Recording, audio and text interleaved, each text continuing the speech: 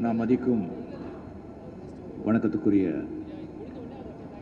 SPM அவர்களே, இங்கே வருகை தந்திருக்கும் ஊடக நண்பர்களே, என்னை வாழ வைக்கும் தெய்வங்களான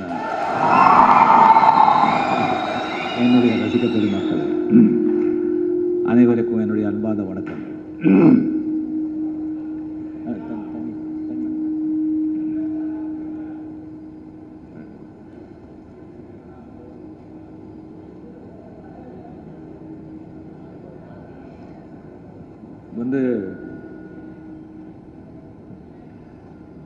உங்ககிட்ட பேசுறதுக்கு முன்னால் மதிப்புக்குரிய எஸ்பி அவர்களை பற்றி ஒரு 2 வார்த்தை பேச விரும்புகிறேன்.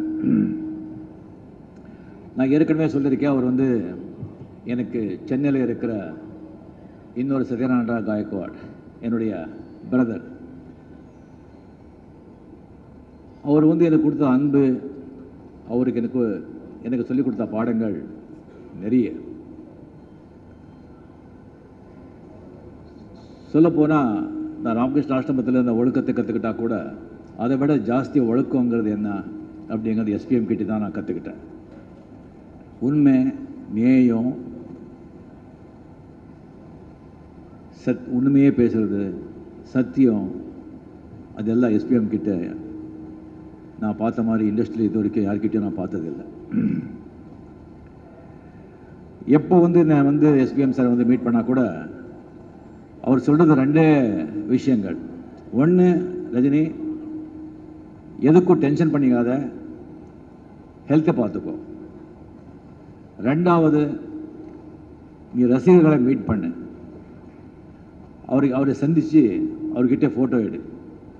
நான் எங்கே போனால் கூட நிறைய இப்போல்லாம் முத்துராம் சார் ரொம்ப பிஸியாக இருக்கார், எப்பவுமே ஒரு பிஸியாக இருக்கார். நிறைய நிறைய பிளேஸஸ் போகிறதுனால நான் நிறைய பேர் ரசிகர்களை சந்திக்கிறேன். அவங்கெல்லாம் சொல்கிறதெல்லாம், சார் நீங்கள் சாக்கிட்ட சொல்லுங்கள், ரஜி சாக்கிட்ட அவரை மீட் பண்ணணும் அப்படின்னு சொல்லிகிட்டே இருப்பாங்க. அவர் சொன்ன மாதிரியே அந்த நிகழ்வு இன்னைக்கு நடந்திருக்கு.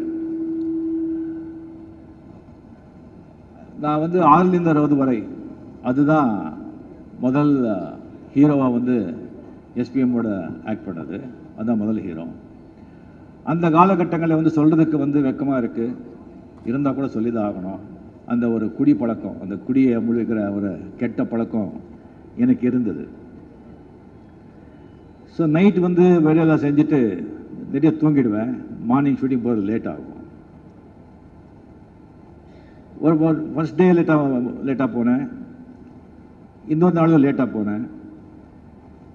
ஒரு 4வது நாள் 3வது நாள் எஸ்பிஎம் சொன்னாங்க, மேக்கப் மேன் முத்தப்பான்னு இருந்தார். டைரக்டர் உங்களை கொஞ்சம் பேசணும்னு சொல்கிறாங்க, தனியாக பேசணும்னு சொல்கிறாங்க. சரிங்க சொன்ன காஸ்டியூமர், மேக்கப்பு, அசிஸ்டன்ட்ஸு எல்லாமே வெளியே போட்டாங்க. முத்துராமன் சார் வந்தாங்க, ஏவிஎம் ஸ்டுடியோ உள்ளே. ரஜினி, நீ இப்போ படத்தில் ஹீரோ, நீ ஹீரோ முதல்ல வந்தால் தான் எல்லோரும் கரெக்டாக வருவாங்க. ஹீரோவே லேட்டாக வந்தால் எல்லோரும் லேட்டாக வருவாங்க. அதனால் நீ முதல்ல நீ செட்டுக்கு வந்துடு அப்படிங்கிட்டே சொன்னாங்க. அன்னியிலிருந்து நான் தான் ஷூட்டிங்கு ஃபஸ்ட்டு போகிறது. நீ முதல்ல வந்துட்டா அதுக்கப்புறம் அதை எல்லாத்தையும் நான் கட்டுப்படுத்துடுறேன். ஒரு லேட் ஆச்சுன்னா சில டைம் தூங்கிடுவேன். ஒரு 9:30 9:47 9 o'clock கால் ஷீட், 10 மணி 10:30 மணி இருக்கும். சரி எழுப்புவாங்க, ஏன் முதல்ல எழுதிச்சிங்க எழுப்பலை அப்படின்னு சொன்னால், இல்லை சார் சொல்லியிருக்காரு, வேறு வேலை இருக்கா, எழுப்ப வேண்டாம், அவர் ரெஸ்ட் எடுக்கட்டும் அப்படி சொல்லியிருக்காங்கன்னு சொல்லி முதலே சொல்லி வச்சுருவாங்க. அந்த மாதிரி ஒரு மனிதர் என்னை வழிகாட்டியாக இருந்தவர் முத்துராமன் சார் அவர்கள். ஒரு 12 வருஷங்களாக ஆச்சு உங்களை சந்திச்சு. பெரிய அப்போது ஒரு படம் நல்லா போச்சுன்னு சொன்னால் ஒவ்வொரு வாட்டியும் 100 days 25 weeks எல்லாம் போச்சுன்னா அந்த வெற்றி விழா கொண்டாடுவோம். அப்போ நம்ம ஒருத்தர் சந்திப்போம், பார்ப்போம். இப்போ ஒரு 10-12 வருஷமாக அது நடக்கலை. எந்திரன் நல்லா போச்சு, பட் சில காரணங்களால் வெற்றி விழாவை அவங்க செய்யலை. அதுக்கப்புறம் உடனே கோச்சரியான் அந்த கொச்சியெல்லாம் அதெல்லாம் அவ்வளோ பெருசாக சரியாக போகலை. அதுக்கப்புறம் கபாலி நல்லா போச்சு, பட்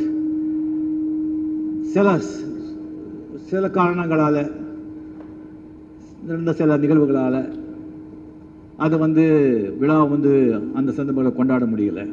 ஸோ அந்தந்த நேரத்தில் அது செஞ்சால் தான் கரெக்டாக இருக்கும். அப்போ செய்ய முடியலை, அதனால் சந்திக்க முடியலை. இப்போ ஒரு வாய்ப்பு கிடைச்சது. நான் முதல்ல சந்திக்கணும்னு சொல்லி பண்ணும்போது ஆல்ரெடி நான் உங்ககிட்ட சொல்லியிருக்கேன், இல்லை உங்களுக்கு தெரிஞ்ச விஷயந்தான், எல்லாரையும் பார்க்கலாம், ஒரு 5 நாள் எல்லாத்தையும் மொத்தமாக முடிச்சிடலாம் அப்படின்னு சொல்லிட்டு ஒரு 10 பேர் 8 பேராக வந்து ஃபோட்டோ எடுக்கணும்னு சொல்லி பண்ணும்போது அது வந்து பிடிக்காம, அது எனக்கும் பிடிக்கல. சரி, அதுக்கப்புறம் கரெக்டாக நம்ம பிளான் பண்ணி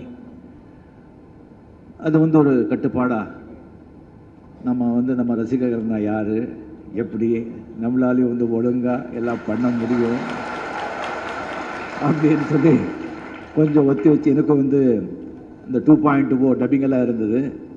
அதுக்கப்புறம் அடுத்த படம் வந்து நெக்ஸ்ட் 28th வந்து ஆல்மோஸ்ட் ஸ்டார்ட் பண்ண போகிறோம். அந்த கதை விவாதம், அந்த கதை டிஸ்கஷன் அதெல்லாம் இருந்தது. அதனால் உடனே வந்துட்டு இதுக்கு ஏற்பாடு பண்ண முடியல. ஸோ அதுக்கப்புறம் உட்காந்துட்டு இந்த மாதிரி நம்ம வந்து ஏற்பாடு பண்ணியிருக்கோம். ஸோ அது கேன்சல் பண்ண உடனே அதுக்கு முன்னாலே வந்துட்டு அந்த ஸ்ரீலங்கா போகிறதா இருந்தது.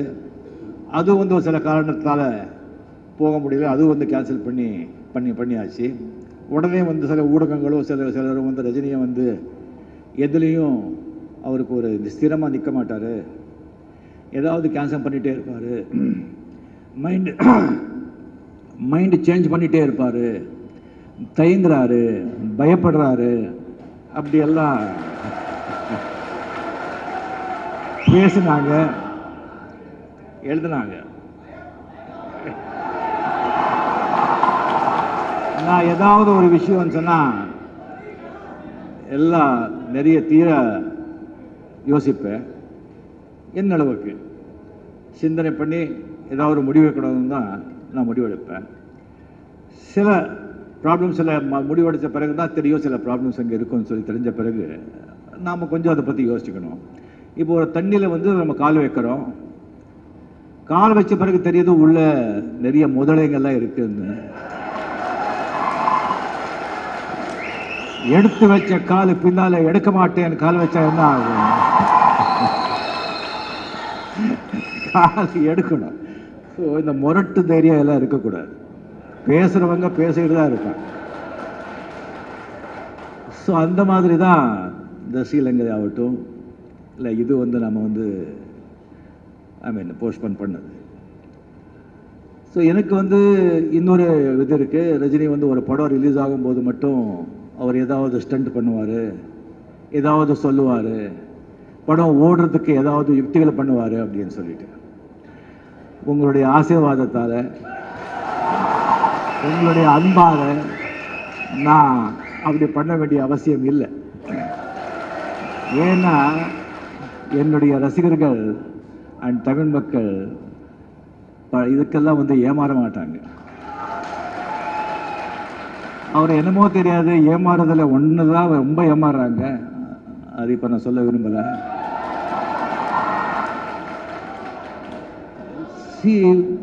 அதாவது அரிசி வெந்தாதான் சோறாகும், படம் நல்லா இருந்தால் தான் வெற்றி அடையும். நீ என்ன தலைகளாக கொட்டிக்கண்ணா அடித்தா கூட ஒன்றுமே செய்ய முடியாது. என்னுடைய முத்துராம சார் மாதிரி அண்ட் எல்லா பெரிய டைரக்டர்ஸுங்க, ப்ரொடியூசர்ஸுங்க நல்ல கதைங்க கொடுத்து, நல்ல திரைக்கதை அமைச்சு, நல்ல சாங்ஸுங்க பண்ணி, நல்ல கருத்துங்க சொல்லி, நல்ல படங்க கொடுத்துருக்கிறதுனால தான் நான் இப்போ கூட இங்கே நிற்கிறேன். ஸோ அந்த பழைய அந்த படங்களில் அந்த நினைவுகளோட நீங்கள் வந்து டெஃபினெட்லி ரஜினி வந்து ஏமாற்ற மாட்டார், நல்ல படம் கொடுப்பார் அப்படிங்கிற நம்பிக்கையில தான் நீங்கள் வந்து படத்துக்கு நீங்கள் வருவீங்க. அதுவும் வந்து என்னால் முடிஞ்ச வரைக்கும் நான் அது செஞ்சிட்ருக்கேன். அண்ட் இன்னொன்று சொல்கிறாங்க, முக்கியமாக இந்த அரசியல் விஷயம் வரும்போது ரஜினி வந்து எதுவும் தயங்குவார், எதுவும் கரெக்டாக சொல்ல மாட்டார். ஜஸ்ட் ஃபேன்ஸுங்களுக்கு வந்துட்டு அந்த படம் பார்க்கறதுக்காகவே வந்து ஃபேன்ஸுக்கு வந்து அப்படி வந்து அரசியல் மாயத்தை வந்து காட்டுட்ருக்காரு அப்படின்னு சொல்கிறார். இது ஒரு 21 வருஷத்துக்கு முன்னால் ஒரு அரசியல் விபத்துன்னு சொல்லலாம். என்னுடைய மொழியில் ஒரு ஆக்சிடெண்ட் நடந்தது. அந்த சம்பவத்தில் சில சூழ்நிலை காரணமாக நான் வந்து ஒரு கூட்டணிக்கு வந்து என்னுடைய ஆதரவு தெரிவிக்கிற ஒரு நிலைமை ஏற்பட்டுச்சு. அதுக்கு வந்து என்னை வாழ வைத்த தெய்வங்களான தமிழ் மக்களும் நான் ஆதரித்த அந்த கூட்டணிக்கு ஃபுல் சப்போர்ட் பண்ணி அது ஜெயிக்கவும் வச்சாங்க.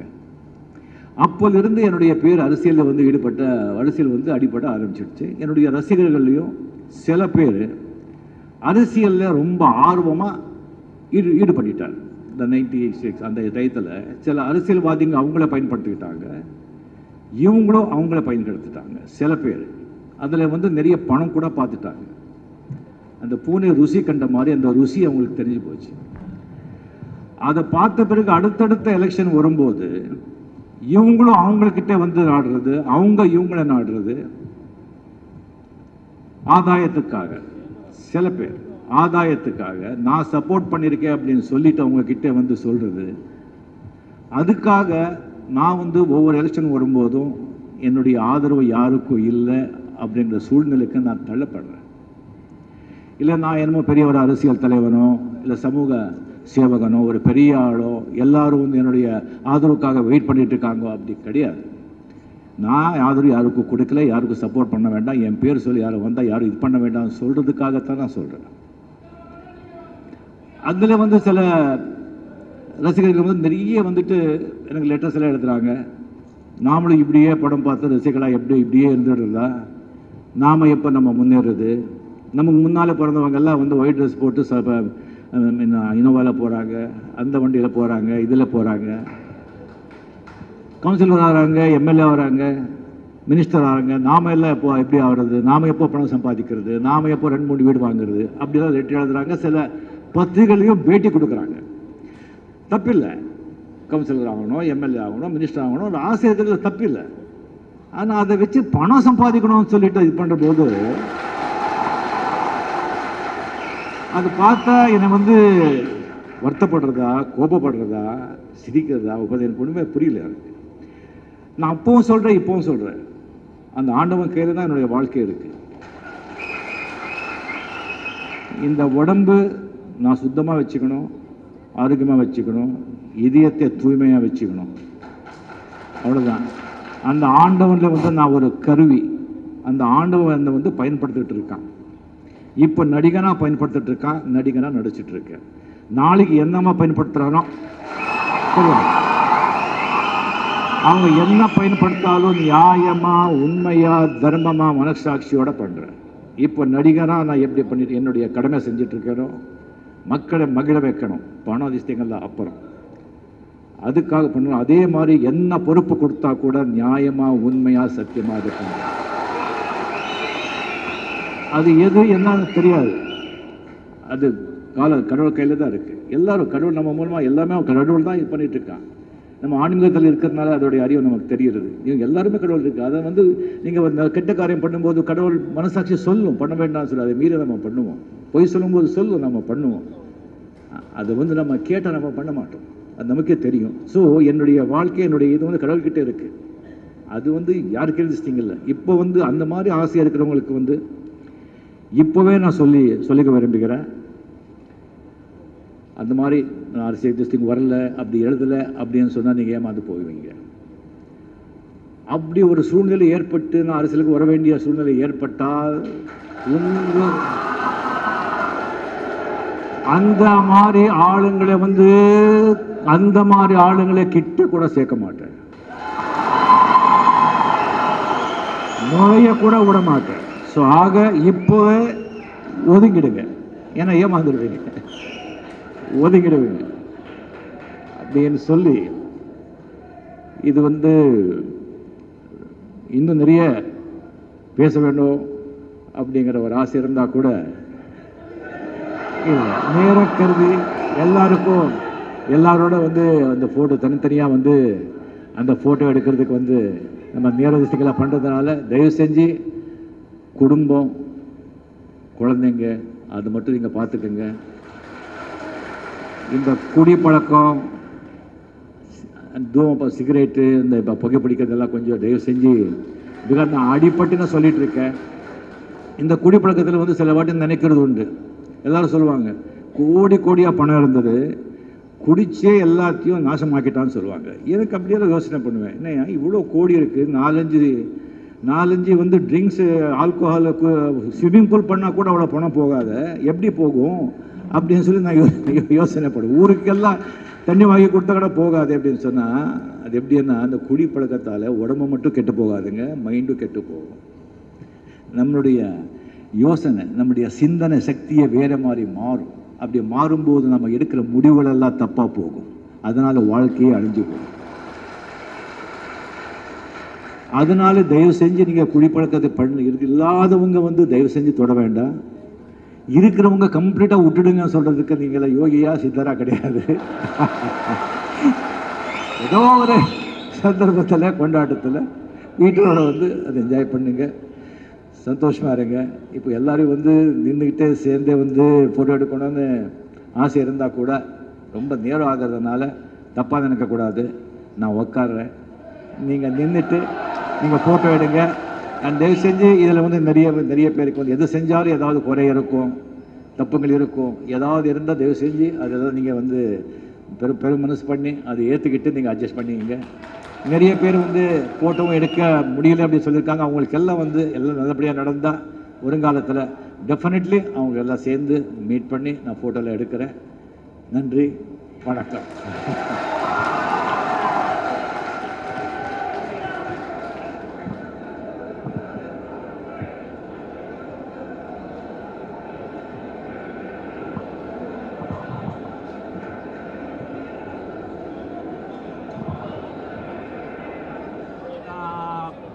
மீடியா இல்லை 10 நிமிஷம் ஃபோட்டோ மட்டும்